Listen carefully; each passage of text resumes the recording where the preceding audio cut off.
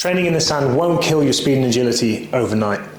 So I've been out for a sand dune training session today, and it got me thinking about training in the sand. For many coaches, training in the sand is a cardinal sin for the development of speed and agility. Training in the sand increases ground contact time. This makes the work more muscular and less elastic in nature, while the unstable surface reduces maximum outputs. I even remember reading an interview with Stephen Francis, who is Safa Powell's coach, saying that he didn't like sand dune work because it was more quaddy and it took emphasis away from the posterior chain.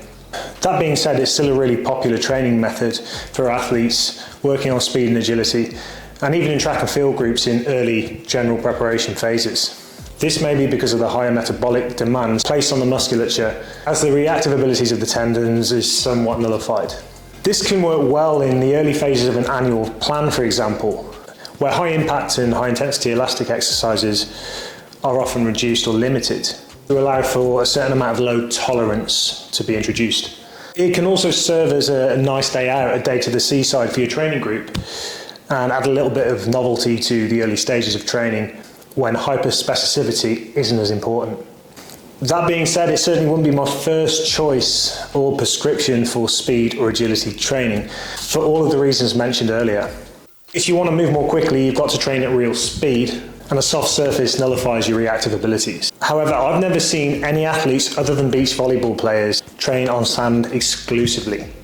There are always other training sessions on the athlete's training surface, whether it be grass or astro for field players, or on the track for track and field athletes.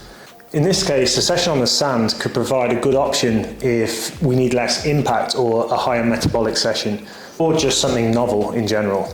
So in the case of my session today, I've got a high intensity session tomorrow where I'm really going for maximum output on acceleration and Olympic lifts. So this became a little bit of a primer, and it wasn't an issue that I'd reduce some of the output here.